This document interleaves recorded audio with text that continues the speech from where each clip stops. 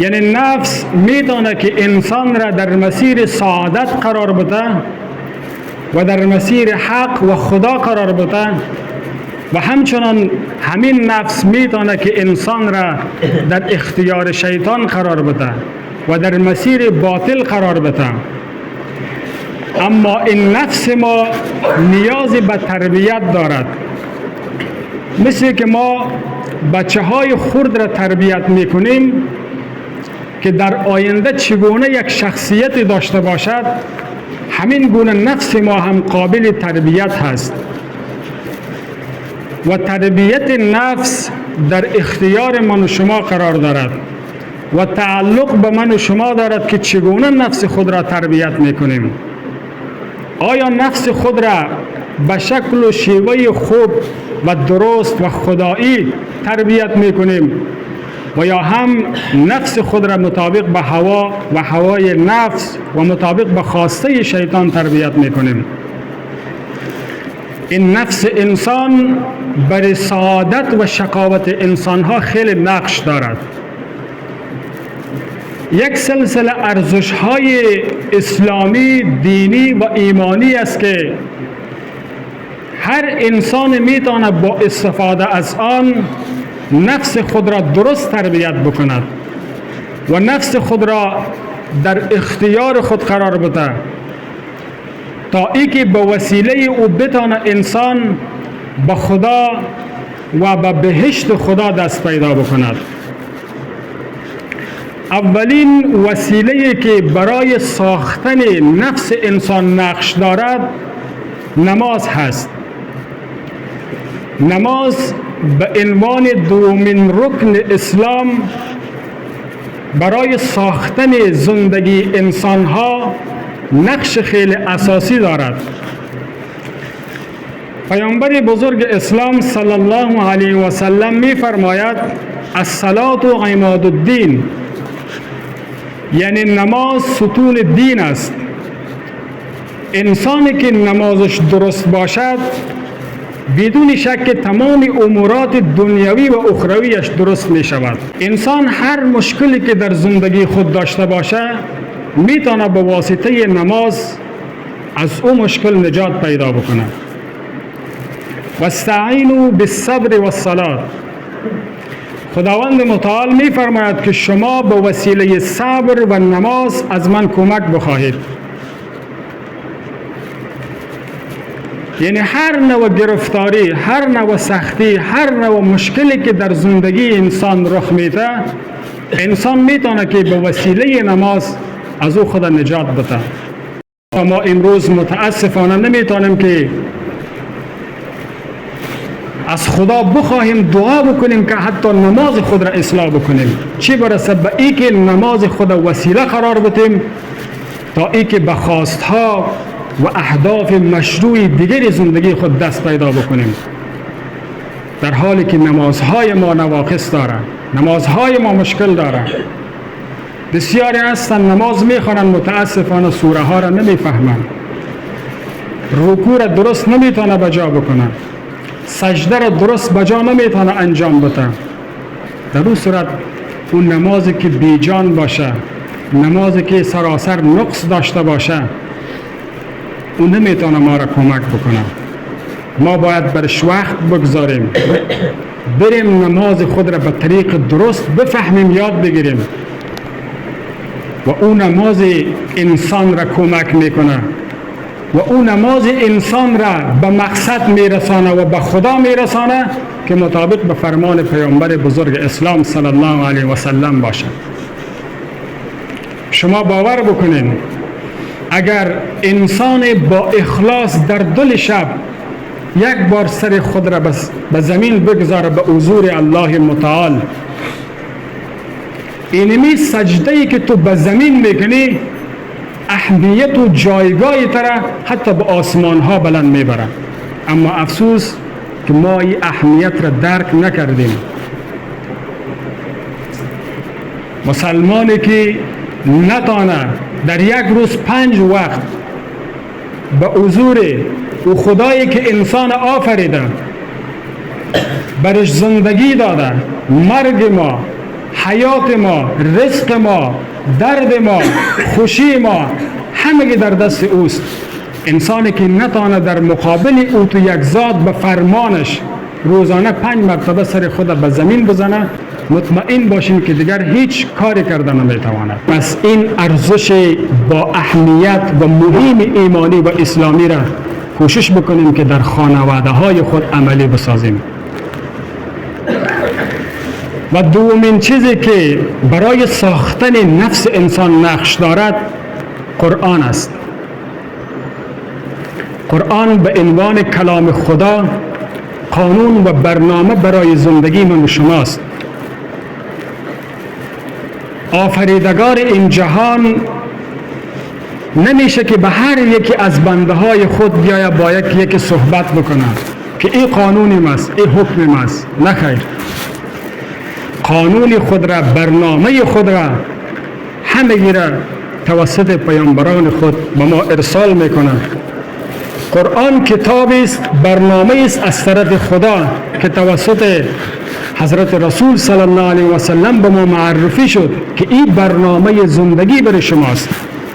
اگر میخواهید در زندگی موفق باشین، اگر میخواهید در زندگی به خدا برسین، زندگی خود را مطابق این قرآن عیار بساز.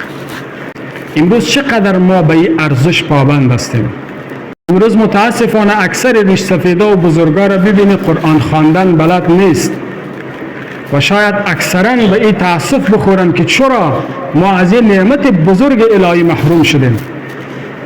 اما اگر این نعمت از دست شما رفته، کوشش بکنیم که از دست پسر شما نره، از دست نواسه شما نره. هر خانه باید روزانه قرآن تلاوت شود. بسیار مریضی ها، مشکلات در خانواده ها و در زندگی ماست. اگر ما روزانه قرآن تلاوت بکنیم در او خانه، بسیار مصیبت ها به برکت قرآن، به هیبت قرآن از خانواده های ما دور میشه.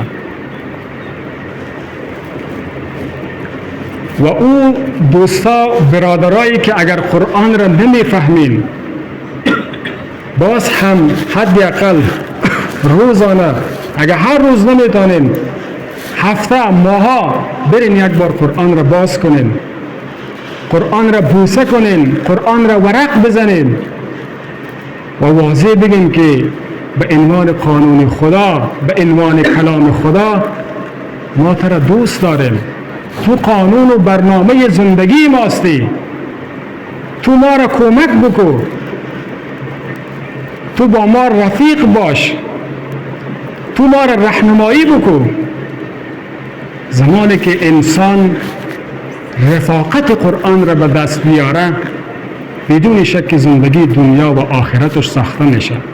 و سومین چیزی که برای ساختن نفس ما نقش دارد به عنوان یک ارزش ایمانی و اسلامی، اخلاق است. امروز ارزش اخلاقی در جامعه ما چقدر رعایت میشه؟ رسول الله صلی الله علیه و سلم در حدیث می فرماید، یعنی هر خرد که بزرگ خود را احترام نکنه و هر بزرگی که به خرد خود شفقت نکنه از ما نیست. شما اگر سر این کلمه یک کمی توجه بکنین که از ما نیست، خیلی کلمه خطرناک است. این چی معنا میده؟ امروز متاسفانه جوانا وقتی میبینی، خصوصا جوانای امروزی، طوری راه میرون که خوشحال باشه که اما زمین خوشحال باشه که اینا بالایش راه میره. نه احترامی به بزرگاست، نه شفقت از طرف بزرگا برای خرداست. فکر میکنن که امی زندگی است، امی جوانی است. نه خیر، این جهالت است، این بدبختی است، این آینده یک ملت را به طرف نابودی میکشاند. و بزرگای ما هم همیشه در انتظاری از این نباشه که خردا ما را احترام بکنه، بلکه در این حدیث مسئولیت بزرگ را به دوش بزرگا هم گذاشته که بزرگا به خردای خود شفقت داشته باشه. امروز نه خرد ما مسئولیت خود را میشناسیم و نه بزرگ ما. این عواقب خیلی خطرناک داره. همین سبب میشه که امروز آمارهایی که میرسه متاسفانه پسر به سن جوانی نرسیده دست به کارهای میزنه، دست به عملهای میزنه که اصلا انسان تعجب میکنه. این همگی به خاطر بی‌توجهی ماست. جوانا سرمایه ماست. ما باید متوجه از اینها باشیم و در برابر خدا هم مسئولیت داریم. اینا را به دل خودشان نگذاریم. به خاطر آینده این مردم، به خاطر آینده این قریه و قشلاقتان باید به فکر جوانای خود باشیم که اینا چگونه تربیت میشه. اگر جوان خراب تربیت میشه فردا یک مصیبت در جامعه است که پیر جوان همگی با او درگیر میشه. عفت زبان، این زبان یک نعمت خداست و وسیله افهام و تفهیم است و خیلی مسئولیت سنگین داره. خدا زبان را به ما به خاطر عزیز داده که ما با این ذکر و یاد خدا را بکنیم، تلاوت قرآن عظیم و شان را بکنیم و سخن حق را بگوییم. امروز چقدر زبان را ما به مقصد اصلیش استفاده میکنیم، بلکه برعکس غیبت، دشنام، تمسخر، استهزاء و هزارها ناروایی دیگری است که به وسیله این زبان ما مرتکب میشیم و این نعمت بزرگ الهی را به مقصد اصلیش نه بلکه بر راه خلاف استفاده میکنیم. هر سخنی که از دهن ما بیرون میشه، هر جمله‌ای که ما میگیم، هر حرفی که میگوییم، در مقابل تک تک اینها خدا از ما پرسان میکنه. اگر ما میگوییم الله، فرشته ها نوشته میکنه که از زن ما چی برآمد.